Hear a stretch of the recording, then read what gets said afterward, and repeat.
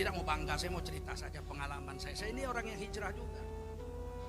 Umur 4 tahun saya diantar ibu saya ke surau untuk belajar ngaji, baca Quran. Kawan-kawan yang lain besar-besar. Mau pulang ambil sendal, didorong, saya cecampak masuk paret.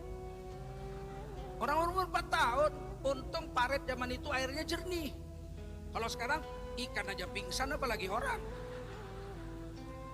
Guru saya itu langsung loncat ke dalam paret itu, diangkat, saya digendong dibawa pulang saya ke rumah.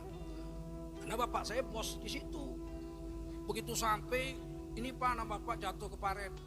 Kata guru saya, bapak saya mau marah sama guru itu nggak jadi marah karena guru juga basah juga.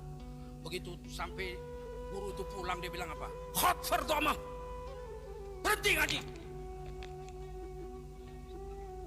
Sudah tahu banyak orang-orang tidak beres, berhenti ngaji. Ibu saya gendong saya bawa ke kamar mandi, saya dimandikan, disabuni. Ibu saya bercucuran air mata. Saya lihat ibu saya nangis. Saya masih nangis itu, sedih sekali. Saya campak masuk paret itu. Sabuni badan saya. Terus kata ibu saya, jangan berhenti ngaji nak. Kamu jangan berhenti ngaji. Diciumnya oleh ibu saya. Waktu itu hati saya bicara. Saya tidak akan berhenti ngaji Umi. Sampai mati saya tidak akan berhenti ngaji. Ngaji lagi. Campak lagi masuk paret. Kata guru ngaji, kamu pulang gak boleh pulang. Pulang dulu orang lain semua baru saya pulang. Bayangkanlah orang bawa obor, kita gak bawa obor. Gelap. Kata guru saya supaya kau jangan takut, kau azan. Gak ngerti azan saya bilang. Bilang Allahu Akbar, Allahu Akbar. Saya sepanjang jalan Allahu Akbar, Allahu Akbar. Tapi beruntung, kira-kira 2 bulan datang juara MTQ tingkat Sumatera Utara. Adikan bapak saya, anak imam besar Masjid Sultan Serdang. Jadi bapak saya, kawan-kawan kecilnya lah, dia bilang, Nasir, kamu harus ajari anak saya supaya anak saya nggak masuk paret lagi. Akhirnya saya sendiri ngaji kepada guru saya ini dan beruntung. Akhirnya saya bagus baca Quran. Umur 8 tahun saya sudah jadi imam di desa saya. Dan sudah juara MTQ, tingkat kecamatan dan seterusnya, sampai ke provinsi. Membahagiakan sekali hidup waktu itu.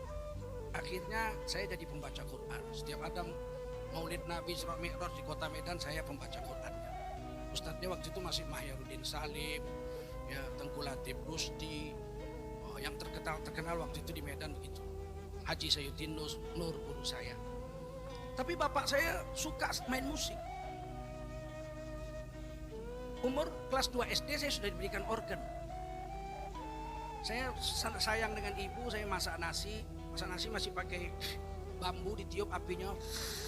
Sambil menunggu nasi masak saya main organ tuh. Kemudian kelas 3 atau kelas 4 ya, bapak saya belikan saya gitar. Dan saya diajarkan dasar-dasar klasik gitar. Satu hari harus main 3 jam sampai 4 jam. Malam dia pulang kerja, saya pulang ngaji, dikontrol main. Kalau nggak ada kemajuan, jitak kepala saya. Main musik aja goblok katanya. Jadi saya main musik itu setiap hari 3 sampai 4 jam. Dan tidur saya itu di sebelah saya ada gitar. Bangun tidur harus main gitar dulu setengah jam baru sholat subuh. Karena tangannya masih kaku.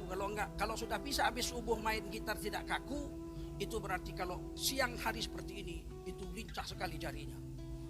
Apa kata ibu saya? Jangan dilawan bapakmu nak. Biarkan aja, disuruhnya main gitar, suruhnya main musik. Tapi Umi titip, bacalah Quran 1 hari 1 juz.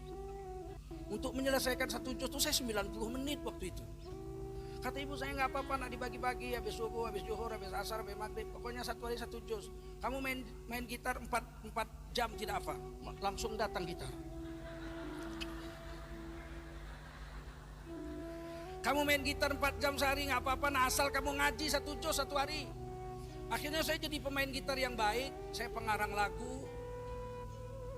Kelas SMP kelas 1 saya sudah mengarang lagu. Kalau libur sekolah saya mau jalan-jalan ke Singapura, ke Malaysia atau ke Bali atau kemana saya mau jalan, saya jual lagu aja 1. Saya jual 1 lagu, pergi ke Jakarta naik pesawat terbang Merpati 21.000, pulang 21.000. Tapi saya bisa mendapatkan uang dari jual lagu waktu itu 1 juta rupiah 1 lagu. Dan saya bisa jalan-jalan keliling Indonesia di usia begitu muda karena saya pencipta lagu.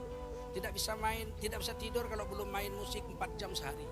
Dan saya rekaman di studio bisa dari hari Jumat habis sholat Jumat sampai malam Senin jam 2 malam gak keluar-keluar dari studio. Ada 6 album yang sempat kami buat waktu itu. Tapi kemudian dapat hidayah. Itulah hidayah, memang takdir Allah. Satu hari datang jemaah tabligh dari Pakistan. Jalan kaki setahun ke Medan. Tahun 88. Asal datang diusir, tangkap polisi. Maka saya waktu itu sudah jadi dosen USU. Dosen linguistik, di dalam kelas saya memakai bahasa Inggris. Saya diminta untuk menerjemahkan jemaah ini ceramah. Saya jadi penterjemahnya. Waktu menerjemah itulah saya bisa mengeluarkan air mata. Waktu itu mereka di UISU, Masjid Universitas Islam Sumatera Utara. Menjelang maghrib itu saya terjemahkan ceramah Jumatnya, habis Jumat. Menjelang maghrib dia ngajak orang-orang, anak-anak mahasiswa yang sedang main bola pingpong. Saya penterjemah, dia bilang apa? Saudaraku, kita diikat dengan kalimat la ilaha illallah Muhammadur Rasulullah. Kita bersaudara. Kami dari Pakistan datang kemari untuk dakwah agama. Sebentar lagi maghrib. Mari kita berwudu, kita duduk mendengarkan azan maghrib, kemudian sholat maghrib. Nanti akan ada pembicaraan tentang pentingnya iman dan amal soleh. Saya terjemah itu sambil bercucuran air mata. Apa yang terjadi di hati saya waktu itu? Kenapa ngajak orang sholat aja mesti dari Pakistan jauh-jauh? Ini mahasiswa saya. Mestinya kan saya perintahkan mereka menjalankan sholat. Kenapa mesti jauh-jauh dari Pakistan? Waktu itu saya mulai berpikir. Saya berpikir aja enggak. Menyuruh anak-anak mahasiswa yang murid-murid saya di USU atau di UISU untuk sholat.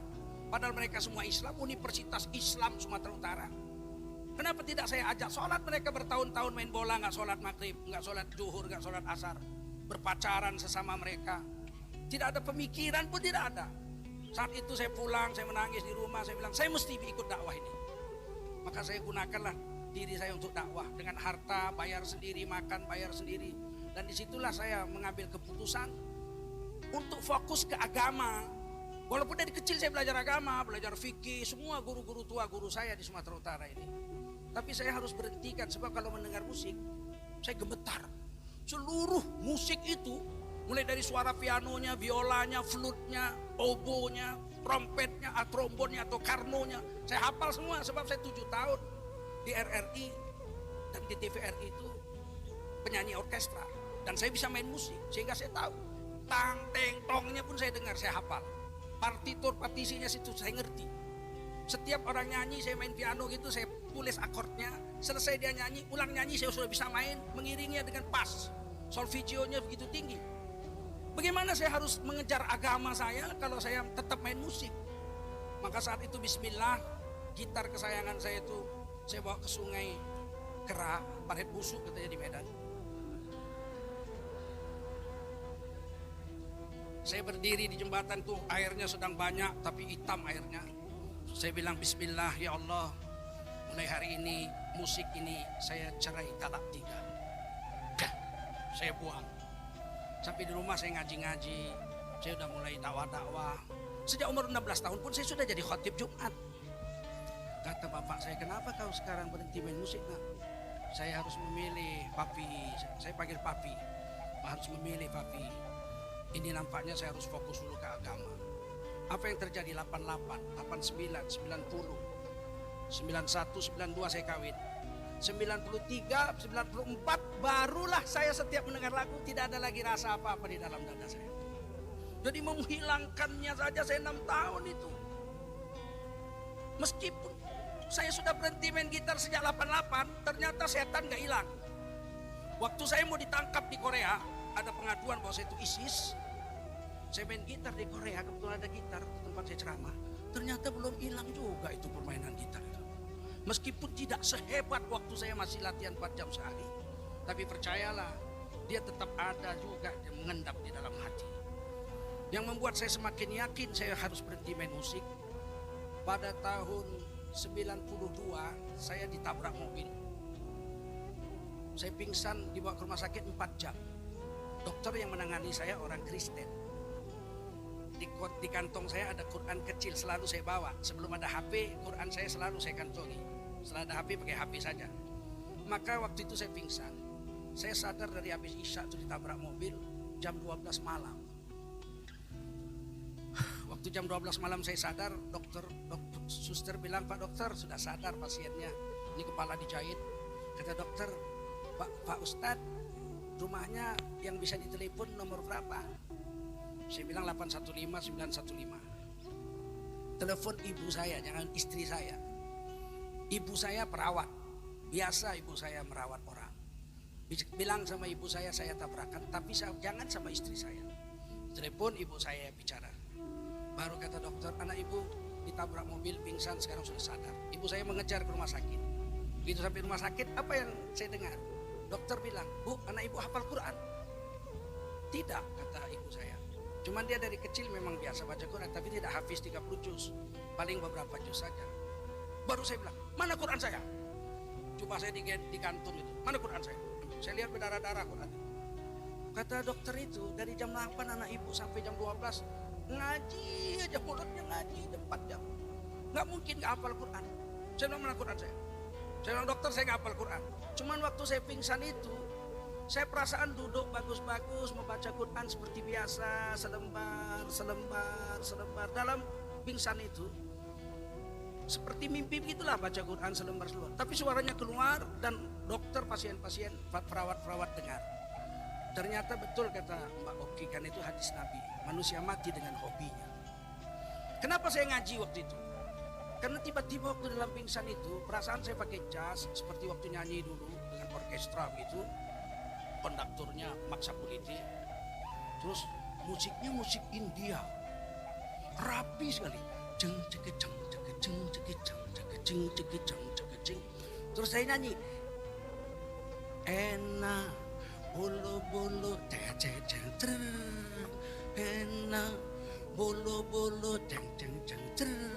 Indah sekali, hati saya bicara dalam pingsan itu. Kenapa harus nyanyi? Kenapa harus nyanyi? Kenapa harus nyanyi? Baca Quran, baca Quran, baca Quran. Terus dalam pingsan itu ya perasaan saya keluarkan Quran seperti biasa dari kantong. Kemudian saya ngaji. Ternyata dokter lihat 4 jam tanpa melihat Quran. Sejak itu saya yakin manusia mati dengan hobinya. Kalau hobi kita sholat, kita mati sedang sholat. Kawan saya Pak Tamim mati sedang sujud. Kalau hobinya dakwah, mati sedang dakwah. Kawan saya juga ada mati sedang dakwah, Pak Abdullah.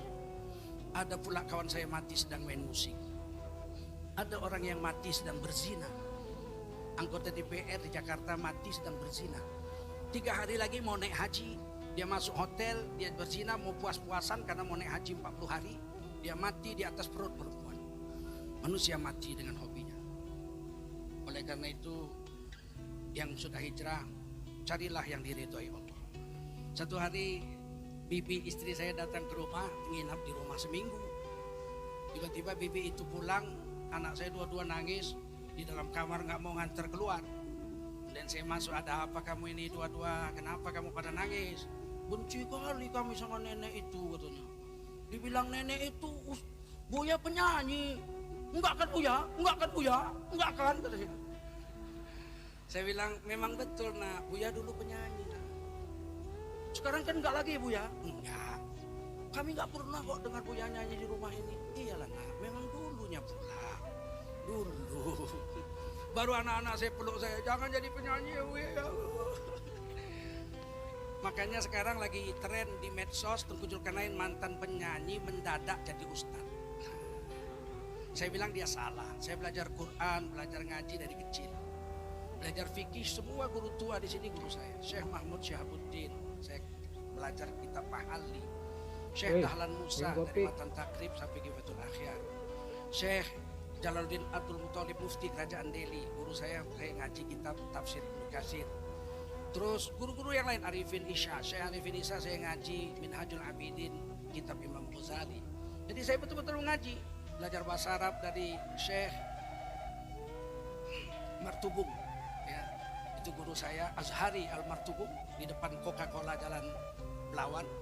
Juga saya belajar fikih I'anatul Talibin dari Syekh Hasan Maksum, guru di Masjid Agung, dan seterusnya. Jadi nggak ada mendadak. Percayalah tuan-tuan, agama tidak bisa instan. Kalau jadi tentara palsu bisa. Modal badan tegap, rambut cepak, pakai baju loreng, dia udah bisa cari duit kesana kesini. Walaupun tertangkap juga, tentara palsu mungkin setahun 2 tahun baru tertangkap.